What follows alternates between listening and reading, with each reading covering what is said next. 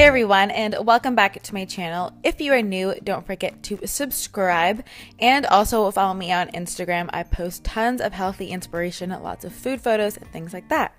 So the first recipe we are making is an acai smoothie bowl because they can be very expensive if you go out for them. I know around me they're like $12 to $15 just for one little bowl. So I'm going to show you guys how to make it for cheaper at home. So I'm using one frozen banana. Really important that it's frozen banana, as well as half a cup of frozen berries. You can use raspberries, blueberries, blackberries, or any kind of berry. And the key is the acai powder as opposed to the frozen acai packs. That's because acai powder is a lot cheaper and you'll get a lot of use out of it compared, like for your dollars, compared to the frozen packets. And then I'm putting in 1/4 cup of almond milk, and it's important to keep the liquids to a minimum so that you get this nice thick and creamy acai bowl and it's not like too thin and then all your toppings will just sink into it. So blend that up until you get a nice thick color. The more banana you use, the lighter the acai color will be. So if you want one of those darker ones, just use less banana and more darker colored berries like raspberries, blueberries, strawberries, and all that. And then I'm just topping it with some banana and some strawberry. And the price breakdown for each ingredient will be in the description box in case you guys want to see and how I priced everything out and things like that. And then I'm also putting on some hemp hearts. These are great. They got omega-3s and healthy fats, as well as a spoonful of peanut butter. It just tastes amazing and it also has great healthy fats. So I made this whole bowl with all the ingredients and the toppings for $2.49, which is really affordable. Oh, and I added in a 1/4 cup of granola as well, but it's a super affordable way to make acai bowls at home. Next up, we're making this roasted cauliflower salad. This is so yummy and rich and creamy. It reminds me of a lot of those salads you can get at Whole Foods or those like really fancy like salad places. So I'm using some cauliflower and I'm going to be cutting that up into larger chunks. And then I'm going to be putting that onto a greased baking sheet and I'm going to bake that at 400 degrees for about 20 minutes. But I'm going to also salt it with some salt, obviously, and a little drizzle of olive oil. And I assume in these recipes you have things like salt and olive oil, so I don't include that in the price. And also using some chickpeas to add to the salad, and again a drizzle of olive oil and a little sprinkling of paprika to give them a bit of flavor. And then while those are in the oven roasting, I am going to be cutting up some kale, and I am roasting it, I don't know if I said that, but 350 for like 30 minutes.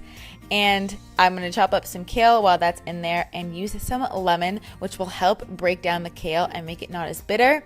And I like using kale in this recipe because it has a lot more nutrients and it's a lot more nutrient dense than lighter colored leaves. But if you prefer, I think the next best thing would be spinach. Spinach also has a high nutrient content.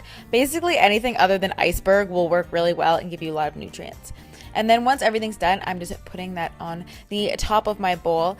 And then I'm also going to be making a dressing, and I will link the recipe down below, but you guys have seen me make this dressing a lot before, so I didn't show it.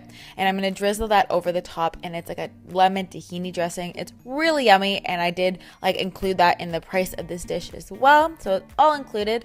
And that came out to $2.98, so just under the $3 mark. But I love the protein in this. You got healthy fats, you got lots of nutrients like kale, and it's a good thing to meal prep because kale doesn't wilt as fast as other greens. And lastly, I thought I would show you another one of my potato boat creations because sweet potatoes can be a really great cheap alternative. So I'm going to be roasting that for 50 minutes at 400 degrees. I'm just wrapping it in some tin foil.